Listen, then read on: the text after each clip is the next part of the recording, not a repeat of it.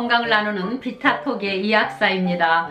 오늘은 이제 공황장애, 공황이라는 말은 굉장히 무섭고 두려워한다는 뜻을 가지고 있겠죠.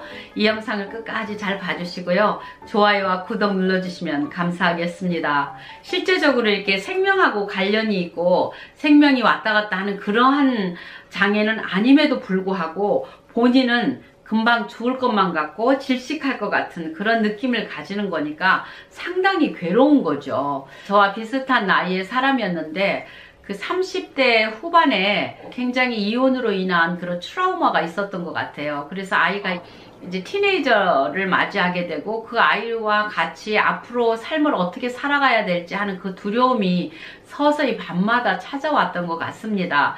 이제 그것이 오래되면서 이제 갑자기 공황장애라는, 본인도 몰랐어요.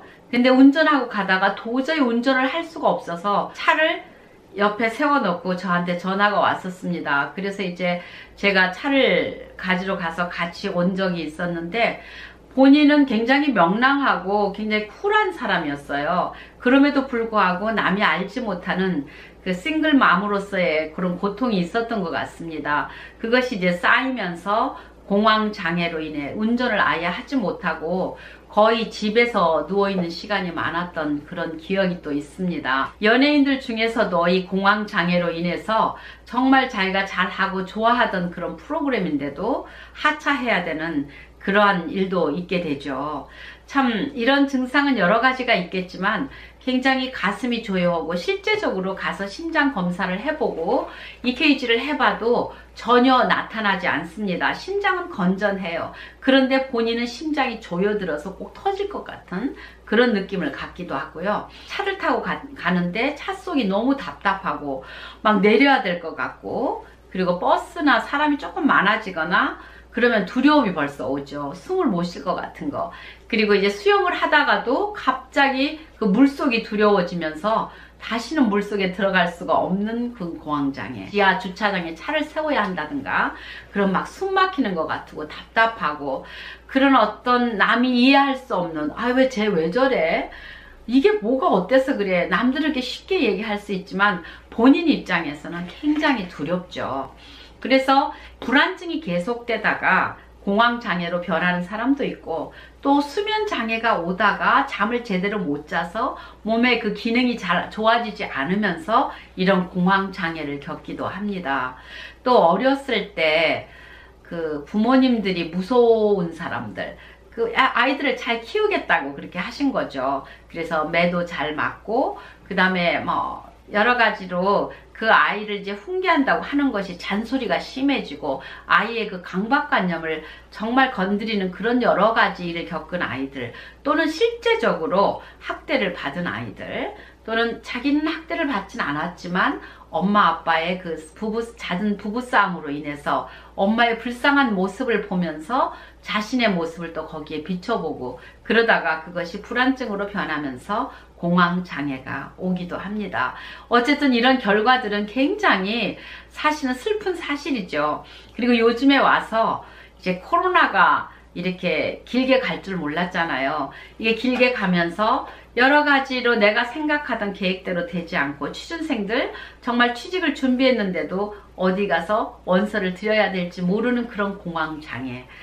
또 이제 노인들 중에서는 나가지도 못하고, 그래도 실버들이 되면 나가서 대화를 하면서 그래도 우리의 그 옛날도 돌아보고 서로 대화를 나누면서 시름도 잊을 수가 있는데, 그렇지를 못하고 나 혼자 겪어야 되고 마스크가 가장 친한 친구가 돼버렸으니까 어떤 사람은 그렇게도 말합니다. 아, 내 주둥이가 뭘 그렇게 잘못했다고 이렇게 틀어막고 살아야 되나, 이렇게 이제 좀 자조적인 그런 표현도 있지만 정말 슬픈 사실이죠, 이 현실이. 그래서 이 공황장애가 보통 때 성격이 소극적이고 좀 꼼꼼하신 분들한테 이런 그 공황장애가 오기도 하지만 굉장히 호탕하다고 생각했고 쿨하다고 생각하던 사람들 중에서 갑자기 사업이 무너졌다거나 정말 생각지 않은 일이 일어났을 때 나도 모르게 정말 이런 증상을 겪기도 합니다. 그래서 이런 증상이 있을 때 병원에 가게 되면은 수면제나 안정제를 이렇게 처방을 받게 됩니다. 우선은 급하니까 쓰실 수 있겠지만 거기에 이제 의존성이 있게 되죠. 그래서 그게 그 약이 옆에 없으면 불안하고, 그런데 이제 그 약을 끊어나가는 과정 속에서 제 주위에 한 두세 사람은 그렇게 하는 것을 제가 봤습니다. 이제 그것을 조금씩 자를 수가 없으니까 갓을 살살살살 긁어가면서 약이 아주 줄어드는 것을 내 몸이 자각하지 못하도록 하면서 끊어가는 것을 봤습니다. 그렇게 끊어가는데 2, 3년이 걸리더라고요. 그런 사람도 있었고요. 굉장히 짧은 시간 안에 그것을 끊었지만 다시 또 찾아와서 그것을 다시 먹어야 되는 경우가 있었습니다. 사실은 이런 안정제를 드시게 되면 그때는 좀 괜찮은 것 같지만 이 양은 어쩌면 점점 더 많아질 수도 있어요. 양이 점점 더 많아지게 되면 거기에 의존하는 의존도는 너무 높아지고, 때로는 그것을 먹게 되면서 남한테 말할 수 없는 그런 나에 대한 그 자존감이 굉장히 낮아질 수가 있습니다. 그래서 이것이 계속 돌고 돌아서 결국은 그것이 나에게 또 다시 불안감을 주고, 이 불안감은 다시 한번 더 큰 공황장애를 만들 수가 있습니다.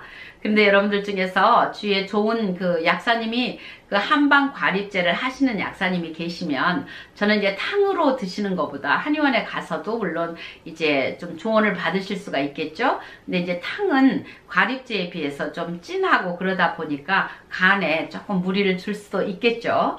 그러다 보니 저는 이 한방 과립제를 많이 권합니다. 그래서 이 신경을 조금 안정시켜 줄 수 있고, 하초를 좀 강하게 해주면 이 하초에서 뿜어오르는 기운이 심장을 좀 보호해줍니다. 굉장히 마음이 편해지고 안정감을 갖게 됩니다. 그러면서도 중독성이 없기 때문에 내가 조금씩 나아질 때는 그 양도 줄여갈 수가 있겠고요.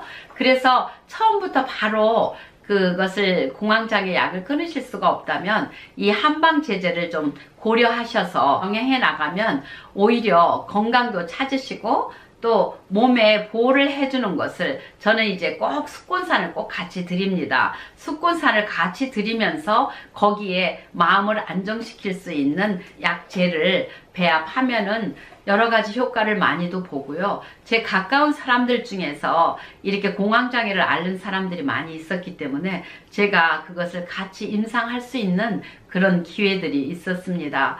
정말 공황장애로 인해서 여러 가지 어려움을 겪으시는 분들, 그냥 나는 안 돼, 이거 아니면 난 너무 무서워, 이렇게만 생각하지 말고 용기를 내셔서 한번 한방을 같이 병행해 보시면 여러분에게 많이 도움이 되시리라고 생각합니다. 그리고 이 숙곤산이 여러분의 보를 기해주면서 이 영양이 부족해지면 굉장히 더 허해지고 공황장애가 심해집니다. 다시 말해서 신경이 예민해진다는 것은 몸의 에너지가 굉장히 많이 고갈된다는 얘기이기 때문에 그 에너지를 채워주지 아니하면 이겨낼 수 있는 힘이 굉장히 약해집니다. 그래서 몸과 정신이 같이 가는 거기 때문에 몸을 먼저 보여주는 것이 굉장히 중요하고요. 큰 체격에 지금 좋았던 사람도 이 공황장애를 앓으면서 입맛도 떨어지고 굉장히 허해지면서 점점 영양 불균형이 일어나는 사람들을 많이 봤습니다. 그래서 여러분들 비타민 B를 100mg짜리 아침 저녁 꼭 드시는 것을 추천합니다. 그리고 마그네슘 꼭 드셔야 됩니다. 마그네슘을 꼭 드시고 거기에 합쳐서 이 한방 가립제와 제가 만든 숙곤산을 여러분들에게 권해드립니다. 오늘도 여러분에게 도움이 되셨기를 바라면서 구독과 좋아요 눌러주시면 감사하겠습니다. 오늘도 좋은 하루 되세요.